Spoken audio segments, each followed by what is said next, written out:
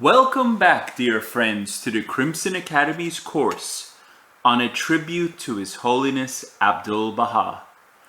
Dear friends, we are picking back up on Hassan Baliuzi's immortal work, Abdu'l-Baha, the Center of the Covenant of Baha'u'llah.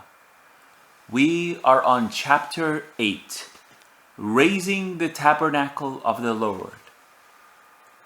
On March 21st, 1909, 1 month prior to the fall of Abdul Hamid, Abdu'l-Baha placed the remains of the Bab in a central vault beneath the mausoleum, then completed in the heart of Mount Carmel. To the Baha'is he wrote, "The most joyful tidings is this, that the holy, the luminous body of the Bab, after having for 60 years been transferred from place to place by reason of the ascendancy of the enemy, and from fear of the malevolent, and having known neither rest nor tranquility, has, through the mercy of the Abha beauty, been ceremoniously deposited on the day of Nowruz within the sacred casket in the exalted shrine on Mount Carmel. By a strange coincidence, on that same day of Nowruz, a cablegram was received from Chicago announcing that the believers in each of the American centers had elected a delegate and sent to that city, and definitely decided on the site and construction of the Mash'al Askar. But between that joyous, triumphant consummation and day Abdu'l-Baha took the first step to carry out the command of Baha'u'llah and obtain the land specified by him as the site of the shrine for the martyr prophet, lay a decade of heartache. Every stone of that building, every stone of the road leading to it, Abdu'l-Baha is known to have said, "I have, with infinite tears and at tremendous cost, raised and placed in position." We have already seen that opposition was mainly engineered by Mirza Muhammad Ali and his associates. A German businessman resident in Haifa who was negotiating with the owner of the land on behalf of Abdu'l-Baha was forced reluctantly and disgustedly to take the case back to him, asking bluntly how he could bring the deal to a satisfactory conclusion when Abdu'l-Baha's own brother provided the stumbling block. And when at last the owner agreed to sell at a reasonable price, the violators incited a number of people to petition the government and lay claim to the ownership of the land. Another 6 months passed before the falsity of their claims was established. The land was purchased, and Abdu'l-Baha laid the foundation stone of the mausoleum. Construction then began according to the plan he had envisaged. The path leading to the building site was very rocky and difficult to negotiate. Efforts were made to acquire better means of access. It would have been an easy transaction to obtain the strip of land required had it not been for fresh machinations. The violators incited the owner not to sell, but to hold on for a much higher price. The Qaim Maqam, the deputy governor of Haifa, was also proving disputatious. The building being reared on Mount Carmel, he contended, was distant from the town, in a position not desirable. Its construction must have had the sanction of the Sultan. The head of the land registry, acting in accordance with his advice, stated that political considerations intervened and construction should be halted.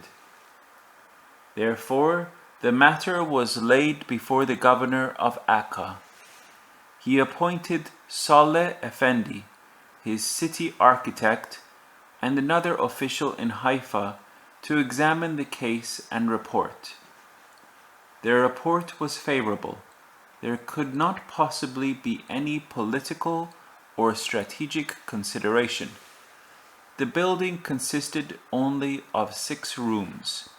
It was not isolated on Mount Carmel.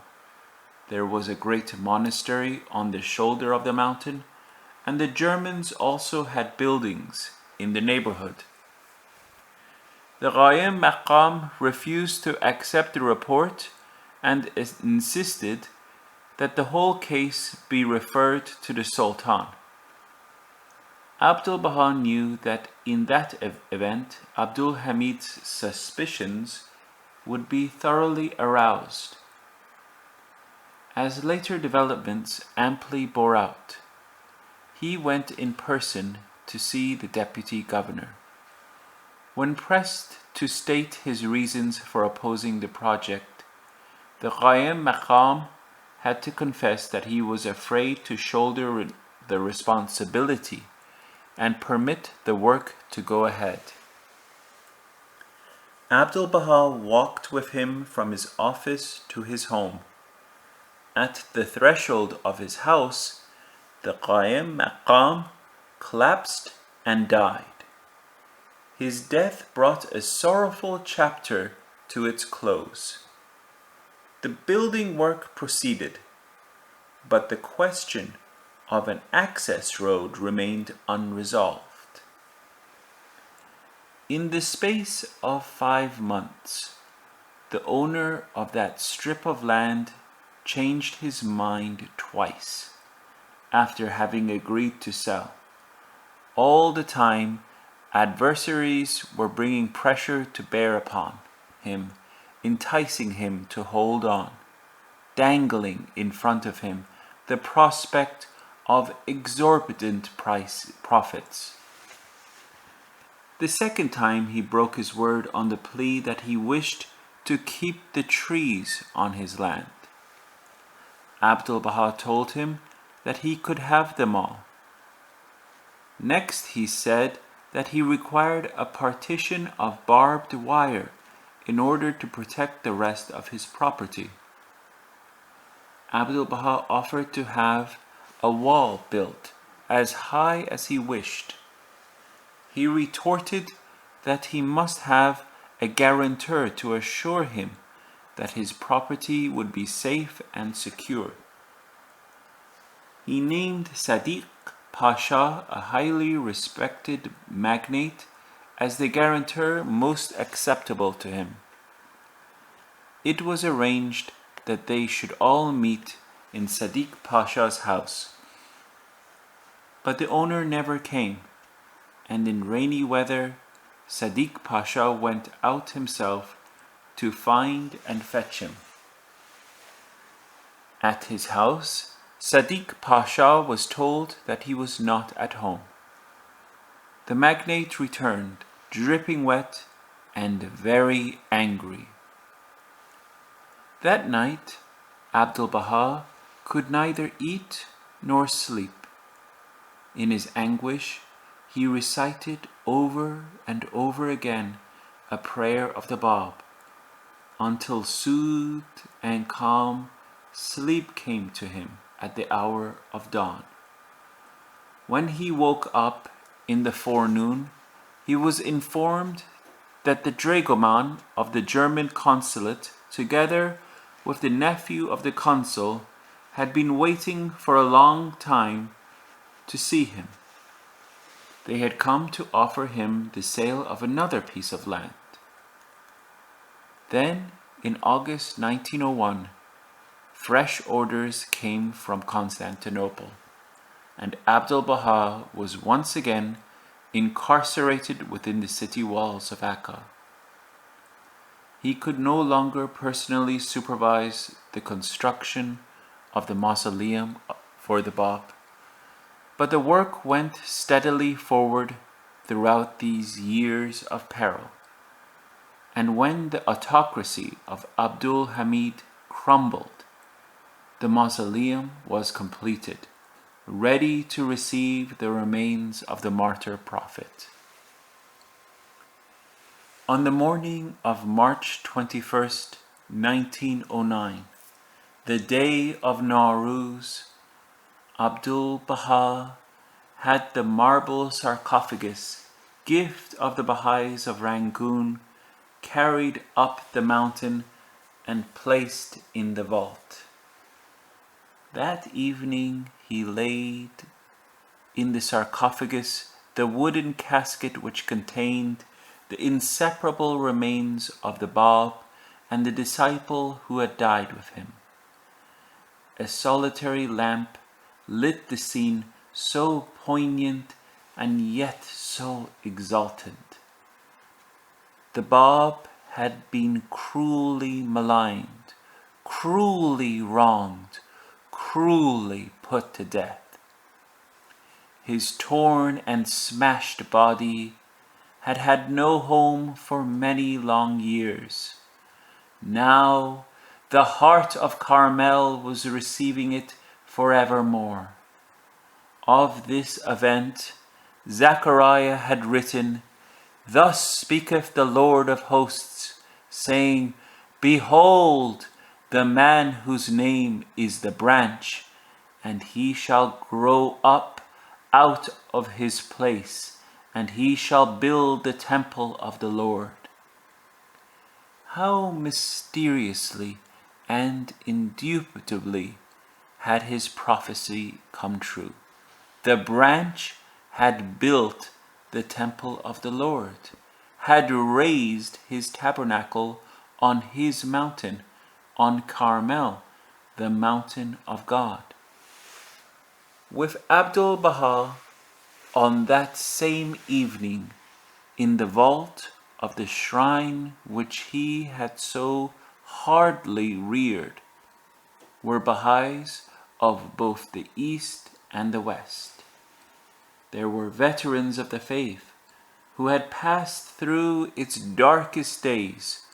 Among them, Haji Mirza Muhammad Taghi, the Wakil-ud-Dawla, a cousin of the Bab, the chief builder of the first Mashal-Askar of the Baha'i world, and Haji Mirza Haydar Ali, prisoner of Khartoum, stalwart defender of the covenant.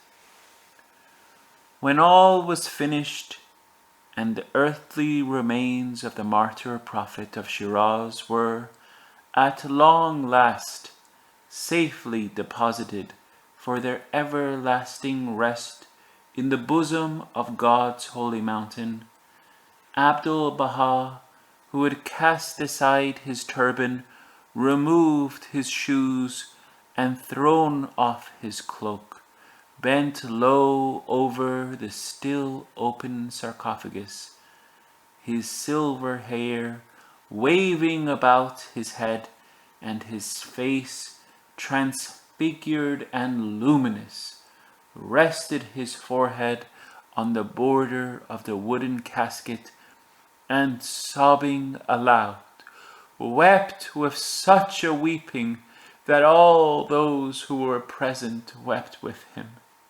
Sorrows and memories of a lifetime came flooding in his tears.